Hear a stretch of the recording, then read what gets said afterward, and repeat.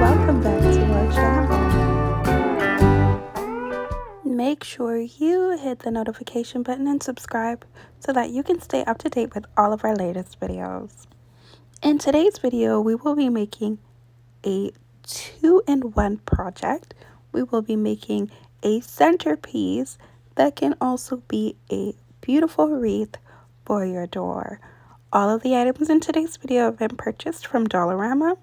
They are a wire ring, floral wire, 2 garlands, and 3 gold ball bunches. The very first thing that we are going to do is remove the tags from our items. The wire ring or circle was $2, and we are going to now take our first garland and we are going to use the thickest part of the wire, which is in the middle, and we are going to center it on our wire ring or wire circle. We are not going to be cutting it because we do not have wire cutters. We only have a pair of scissors and a box cutter, and they are not strong enough to cut the wire that is in the middle of this garland. If you try to do it without a wire cutter, you will definitely break it, and you don't want to do that. Or if you don't break it, you will have a very sharp edge, which can easily cut you or hurt you, and we don't want that either. So what you're going to do is you're either going to use your floral wire, or you can use a glue gun if you'd like, and you are going to use it to wrap that thicker piece in place. We are just doing the thicker piece now because we want to make sure that the rest of the foliage lays flat and covers that thicker piece of wire. And we're just going to repeat this step as many times as needed so that we can get our garlands to lay as flat as we would like. Again, we used 2 garlands. Both of them were from Dollarama, and I believe they were $4.50 a piece.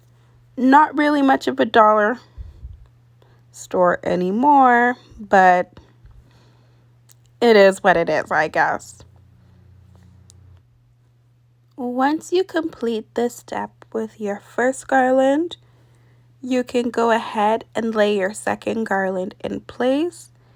In all, I think it took about 10 minutes to do, which really isn't that bad. It's relatively easy as long as you're patient. If you do not have patience, this may not be for you.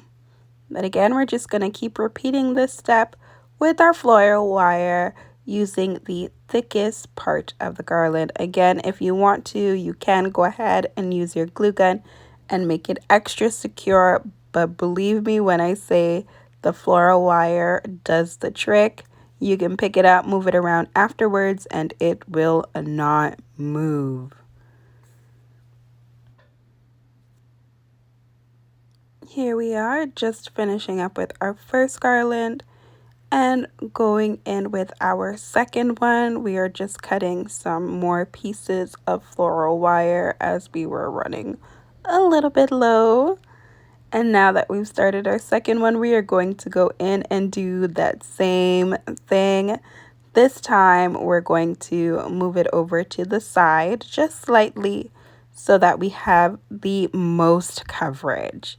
Again, we're doing the same thing. We're going to take the longer piece of the garland, our base of it, and we are going to wrap that around our floral wire to secure it in place. Sorry, not our floral wire, our floral circle, our wire ring, to lock that in place. And once that is locked in place, we are going to go ahead and repeat the process. As you can see, the fuller it gets, the better it looks. So if you did want to go ahead and purchase 3, you could definitely do that. However, I think that 2 is just enough. And if you want it to be extra fancy and you have some decorative Christmas ornaments, you can go ahead and use that to fill in any gaps that you may have. It will add some life, some volume, and some depth to your garland.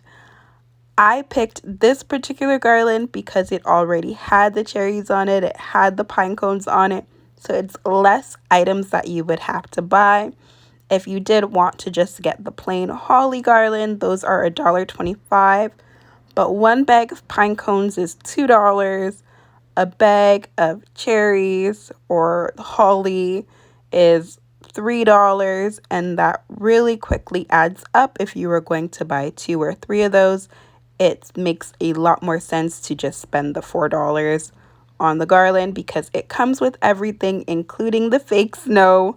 So you don't need to go and buy those extra little bits because they will add up and make your project cost a whole lot more.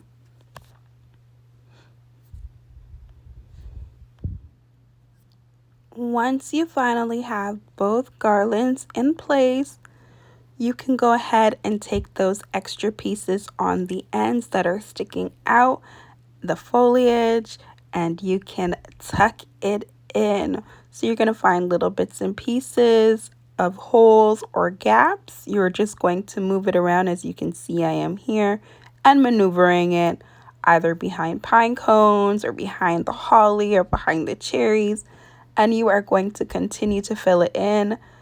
If you have wire cutters, you can cut them and then tie them where you want them to go. But again, we're keeping this as low budget as possible and we're not getting any extra tools and using things as is. So that's what we're going to do. These little decorative balls were, I believe, $1.25, no, $1.75 each. There was only 3. I wish there was 4, but I digress. You know, you get what you get. And you can either use your glue gun and stick them in place, or you can use the wire stem and you can put that in and wrap it around and hold it in place. I did find some holly that fell off of the garland, so I just glued that in place. But you can see here that we can either glue it in. I glued this one in just so that you can see what it would look like. Really nothing fancy. You just tuck the wire in and glue it in place, and that is it. It will stick, it will stay, it is not going anywhere.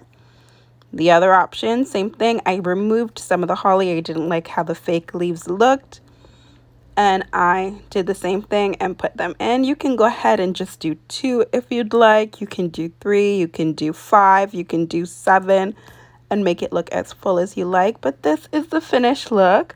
I absolutely love it. I think that it is gorgeous. As a centerpiece, you can add 2 to 3 candles inside of it.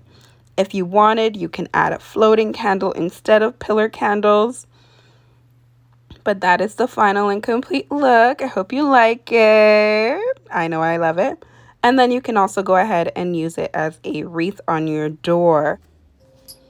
Thank you so much for watching this how-to video. We hope you enjoyed it. If you did or didn't, make sure you let us know why, what you liked, what you didn't like in the comments below. Let us know what you would like to see. If there's any other Christmas crafts that you would like to have made and you just don't know where to begin, make sure you leave us a comment letting us know what it is. Stay safe, happy holidays, and subscribe. Have a good one. Bye.